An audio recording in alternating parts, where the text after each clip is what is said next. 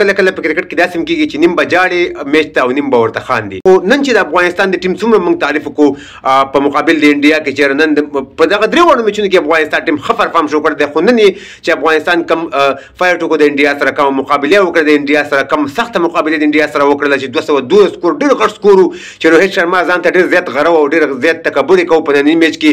زه تاسو ته د روهیت شرما غلطۍ نه ښیم چې روهیت شرما خو نن یو سیریز ووهله، سنچري ووهله، ډېر زیات تکبر یې کوو. د هغه د تکبر د وجې نه افغانستان ټیم دغه سکور راواړول، دغه میچ ډرا شو. په دویم ځل باندې زه روهیت شرما ته یم تا خو 15 کاله 50 کاله 60 کاله کرکټ وکړو، ته اوس ته دومره نه پوهېږي. محمد نبي ته هغه په قار شو، دالته ما ویل چې روهیت شرما مخې ته وې که نه او یو څو څوکه مې مضبوط والی وې.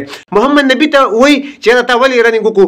محمد نبي خو چې را روانو رننګ یې کوو نو ویکټ کیپر چې دی شانه تر کله چې بیټسمین پام نه کړی بال ته او بیټسمین د شانه ولګېږي فیلډر یې ولي نو هغې کې بیا دغه سکور حق شته چې سکور واخلي. خو چې کله بیټسمین بال په خپه باندې ووایي یا په بیټ باندې ووایي نو بیا د بیټسمین حق نشته چې سکور واخلي. هغه هغې ته لګوي چې بال تا په تا باندې ولګېدو، وراټ کوهلي ورته هغه بونډرۍ لګوي چې بال خو په تا باندې بال خو ستا د خپې نه ولګېدو او ته راځې سکور اخلي.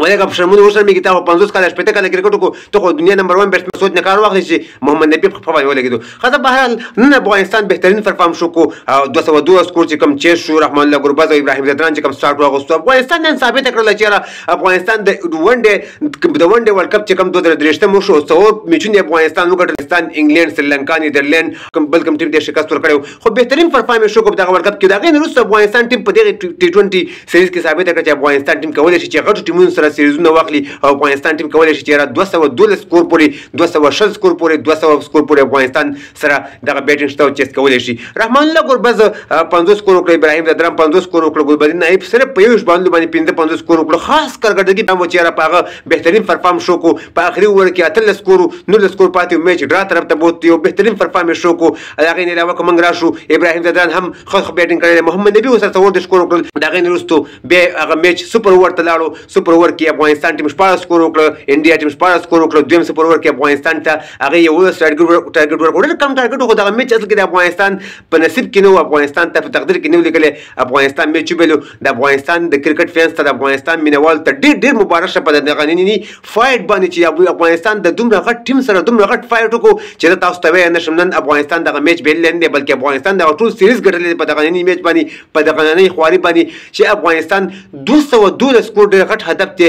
دغه موږ تاسو ته چې نیدرلینډ شو، زمبابوې شو، کینیا شوله یا هالینډ شو، داسې ټیمونه چې افغانستان د هغې سره جنګېږي نو که دغه ټیمونه د انډیا سره لوبېدلی وی نو دغه سکور به دغه ټیمونه نه وی چیس کړی. خو افغانستان یو بهترین پرفارم شو کو. ټول وطن ته، ټول افغانستان ملت ته مبارک کړي په دغه پرفارم باندې چې ګلبدین نایب پکې بهترین پرفارم شو کو. ملګرو بالکل چې خفه نه شئ، افغانستان بهترین فایټ وکړو د انډیا سره او خپله پوره خواري وکړه. خو کرکټ دی، هار جیت پکې شته دی، ګټل بیرل پکې شته دی. خو لږ شانه کریم جنت چې کوم اخري اوور وکړو، کریم جنت دغه اوور کې تقریبا 6 سکور ورکړه. کریم جنت 15 سکور ورکړی وی، 6 ورکړی وی، نو بیا هم افغانستان میچ ګټلی وی. خو د کریم جنت دغه زیات سکور ورکول د وجې نه افغانستان ټیم 212 سکور کوم راواړول، هغې هلته د کریم جنت د اوور د لاسه هلته میچ خراب شو. خو دا کرکټ دی پکې راځي.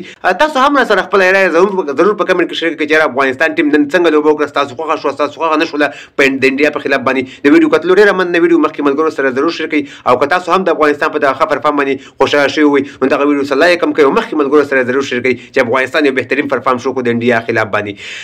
د ویډیو کتلو ډېره مننه. ویډیو مخکې ملګرو سره ضرور شریک کړئ، زموږ پیج هم سره فالو کړئ او زموږ یوټیوب چینل سره ضرور سبسکرایب کړئ. کرکټ تازه معلوماتو لپاره د افغانستان د بریا په هیله د روان سیریز د الله په امان.